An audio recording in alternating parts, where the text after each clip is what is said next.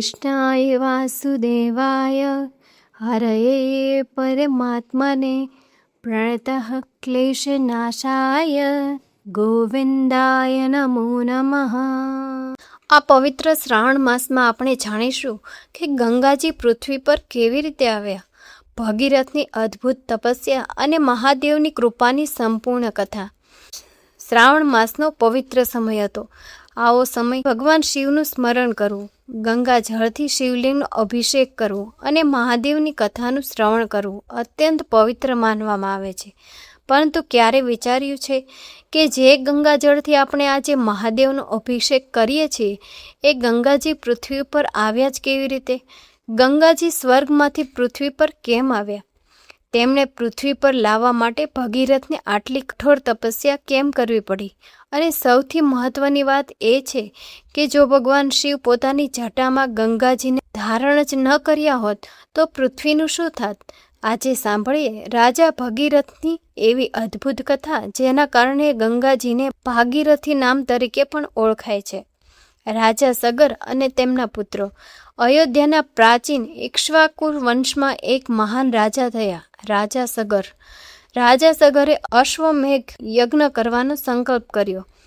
યજ્ઞનો ઘોડો જ્યાં જ્યાં જાય ત્યાં સુધી રાજાની સત્તા માનવામાં આવતી, પરંતુ યજ્ઞનો ઘોડો અચાનક ગાયબ થઈ ગયો। રાજા સગરના પુત્રોએ ઘોડાની શોધ કરી। તેઓ પૃથ્વીના વિવિધ પ્રદેશોમાં શોધતા ગયા। અંતે તેમને ઘોડો એક ઋષિના આશ્રમ પાસે જોવા મળ્યો। આ ઋષિ હતા કપિલ મુનિ। કપિલ મુનિ ગહન ધ્યાનમાં લીન હતા। સગરના પુત્રોએ વિચાર્યું કે કદાચ આ ઋષિએ જ યજ્ઞનો ઘોડો ચોરી લીધો છે। તેઓએ કપિલ મુનિને અપશબ્દો કહ્યા અને તેમનું ધ્યાન ભંગ કર્યું। કપિલ મુનિએ જ્યારે આંખો ખોલી ત્યારે તેમના તપોબળના પ્રચંડ તેજથી સગરના પુત્રો ભસ્મ થઈ ગયા। વાલ્મીકી રામાયણમાં આગળની કથામાં તેમના ઉદ્ધાર માટે ગંગાને પૃથ્વી પર લાવવાની જરૂરિયાત વર્ણવાય છે। પેઢીઓ સુધી અધૂરું રહ્યું આ કાર્ય। રાજા સગરના પુત્રોના ઉદ્ધાર માટે ગંગાજીને પૃથ્વી પર લાવવાની જરૂર હતી। સગરના વંશજ અંશુમાને આ કાર્ય કરવાનો પ્રયાસ કર્યો। તેમણે પ્રયત્ન કર્યો પરંતુ તેઓ ગંગાજીને પૃથ્વી પર લાવી શક્યા નહીં। ત્યારબાદ તેમના પુત્ર દિલીપે પણ પ્રયત્ન કર્યો, પરંતુ તેમનો પ્રયત્ન પણ નિષ્ફળ ગયો। કાર્ય અધૂરું જ રહ્યું। પછી દિલીપના પુત્ર તરીકે જન્મ થયો રાજા ભગીરથનો, અને ભગીરથે નક્કી કર્યું કે મારા પૂર્વજોનો ઉદ્ધાર કર્યા વિના હું શાંતિથી નહીં બેસું। ભગીરથની કઠોર તપસ્યા। ભગીરથે રાજ્ય સુખનો વિચાર છોડ્યો। તેમણે ગંગાજીને પૃથ્વી પર લાવવા માટે ભગવાન બ્રહ્માની કઠોર તપસ્યા કરી। દિવસો ગયા, મહિના ગયા, વર્ષો પણ વીતી ગયા, પરંતુ ભગીરથનો સંકલ્પ ન તૂટ્યો। તેમની તપસ્યાથી પ્રસન્ન થઈને બ્રહ્માજી પ્રગટ થયા। ભગીરથે વિનંતી કરી કે હે પ્રભુ, મારા પૂર્વજોના ઉદ્ધાર માટે ગંગાજીને પૃથ્વી પર મોકલો।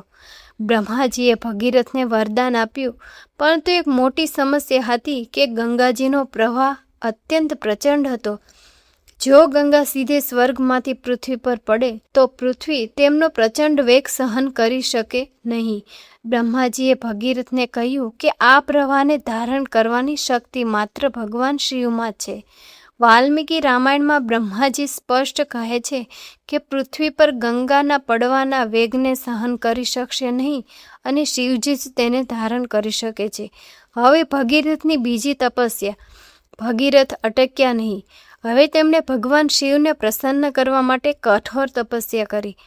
1 વર્ષ સુધી તેમણે અત્યંત કઠોર તપ કર્યું। અંતે ભગવાન શિવ તેમની ભક્તિથી પ્રસન્ન થયા। મહાદેવ ભગીરથની સામે પ્રગટ થયા। ભગીરથે નમન કરીને પ્રાર્થના કરી, હે મહાદેવ, ગંગાજી પૃથ્વી પર આવે ત્યારે તેમના પ્રચંડ વેગને તમે તમારી જટામાં ધારણ કરો। મહાદેવે ભગીરથની પ્રાર્થના સ્વીકારી। વાલ્મીકી રામાયણમાં આ પ્રસંગે શિવજી ભગીરથને કહે છે કે તેઓ ગંગાને પોતાના મસ્તક પર ધારણ કરશે। ગંગાજીનો સ્વર્ગમાંથી પૃથ્વી તરફ પ્રવાહ। હવે તે અદ્ભુત ક્ષણ આવી।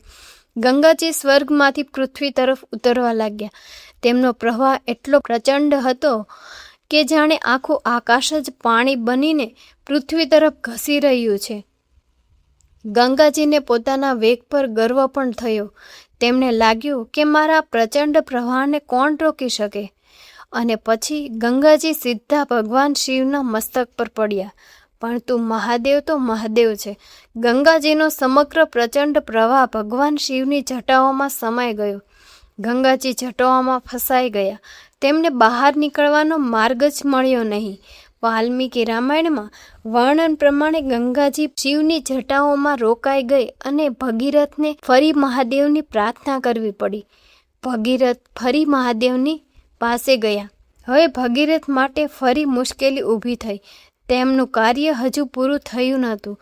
ગંગાજી તો મહાદેવની જટામાં જ રોકાઈ ગયા હતા. ભગીરથે ફરી ભગવાન શિવને પ્રસન્ન કરવા પ્રાર્થના કરી. તેમની વિનંતીથી પ્રસન્ન થઈને મહાદેવે ગંગાજીને પોતાની જટામાંથી મુક્ત કરી. હવે ગંગાજી અનેક ધારાઓમાં વહેવા લાગ્યા અને ભગીરથ આગળ આગળ ચાલવા લાગ્યા. ગંગાજી તેમના પાછળ પાછળ પૃથ્વી પર વહેવા લાગ્યા. જાહ્નુ ઋષિની કથા. ભગીરથ આગળ જઈ રહ્યા હતા અને ગંગાજી તેમની પાછળ વહેતા હતા. રસ્તામાં ગંગાજી જાહ્નુ ઋષિના આશ્રમમાંથી પસાર થયા. ત્યાં ઋષિનો યજ્ઞ ચાલી રહ્યો હતો. ગંગાના પ્રવાહથી યજ્ઞમાં વિક્ષેપ થયો. જાહ્નુ ઋષિ ક્રોધિત થયા. હવે ફરી ભગીરથની મુશ્કેલી વધી ગઈ. દેવો અને ઋષિઓ જાહ્નુ ઋષિને પ્રસન્ન કર્યા. ઋષિ પ્રસન્ન થયા અને ગંગાજીને ફરી બહાર વહેવા દીધી. આ કારણે ગંગાજીને એક પ્રસિદ્ધ નામ મળ્યું, જાહ્નવી, અર્થાત જાહ્નુ ઋષિ સાથે જોડાયેલું નામ. અંતે ગંગાજી પહોંચ્યા સગર પુત્રો પાસે. હવે ગંગાજી ભગીરથની પાછળ પાછળ વહેતા આગળ વધ્યા. ભગીરથ જ્યાં ગયા ત્યાં ગંગાજી પણ ગયા. અંતે તેઓ તે સ્થાન પર પહોંચ્યા જ્યાં રાજા સગરના પુત્રોની ભસ્મ પડેલી હતી. ભગીરથે ગંગાજીના પવિત્ર જળને પોતાના પૂર્વજોની ભસ્મ સુધી પહોંચાડ્યું. જ્યારે ગંગાજીનું પવિત્ર જળ તેમની ભસ્મને સ્પર્શ થયું ત્યારે તેમના ઉદ્ધારનો માર્ગ ખુલ્યો અને આ રીતે ભગીરથનું વર્ષોનું સંકલ્પ પૂર્ણ થયું. ગંગાજીને ભાગીરથી કેમ કહેવામાં આવે છે? ગંગાજીને પૃથ્વી પર લાવવા માટે ભગીરથે જે અદ્ભુત તપસ્યા અને પ્રયત્નો કર્યા તેના કારણે ગંગાજીનું એક નામ પડ્યું, ભાગીરથી, અર્થાત ભગીરથ સાથે જોડાયેલી ગંગા. અતિ કઠિન કાર્યને પૂર્ણ કરવા માટે કરવામાં આવેલો અવિરત અને મહાન પ્રયત્ન. આ કથામાં મહાદેવનો મહિમા. વિચારો, ગંગાજી સ્વર્ગમાંથી પૃથ્વી પર આવવા તૈયાર થયા, પરંતુ તેમનો પ્રચંડ વેગ પૃથ્વી સહન કરી શકે તેમ નહોતા. ત્યારે કોણ આગળ આવ્યો? મહાદેવ. તેમણે ગંગાના અતિશય વેગને પોતાની જટામાં ધારણ કર્યું અને પછી એ જ ગંગા પૃથ્વી માટે જીવનદાયી બની. આ કારણે જ્યારે આપણે ભગવાન શિવને ગંગાજળ અર્પણ કરીએ છીએ ત્યારે આપણે એ મહાન પ્રસંગને પણ યાદ કરી શકીએ છીએ. મહાદેવની જટામાંથી નીકળેલી પવિત્ર ગંગા અને ભગીરથની અડગ ભક્તિ. કથાનો સાર અને સંદેશ માત્ર એટલો છે કે આ કથા આપણને 3 મહાન વાતો શીખવે છે. પહેલો સંકલ્પ એ છે કે ભગીરથે કાર્ય માટે પેઢીઓ સુધી ચાલતી મુશ્કેલીનો અંત લાવવાનો સંકલ્પ કર્યો. બીજો સંદેશ એ છે કે તપસ્યા અને ધીરજ. એક વખત પ્રયત્ન નિષ્ફળ ગયો એટલે ભગીરથ અટક્યા નહીં. પહેલા બ્રહ્માજીની તપસ્યા કરી અને પછી મહાદેવની. અને ત્રીજો સંદેશ એ છે કે વિનમ્રતા. ગંગાજીનો વેગ પણ મહાદેવની જટા સામે રોકાઈ ગયો. આ પ્રસંગ આપણને શક્તિ સાથે વિનમ્રતાનું મહત્વ સમજાવે છે. જ્યાં ભગીરથ જેવો સંકલ્પ હોય ત્યાં મહાદેવની કૃપાથી અશક્ય લાગતું કાર્ય પણ શક્ય બની શકે છે.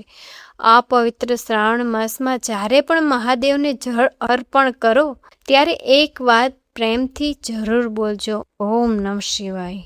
જો તમને આ વિડીયો ગમ્યો હોય તો લાઈક, શેર કરો અને આવા જ સત્સંગ સભર વિડીયો માટે અમારી ચેનલને સબસ્ક્રાઈબ કરવાનું ભૂલશો નહીં. જય શ્રી કૃષ્ણ.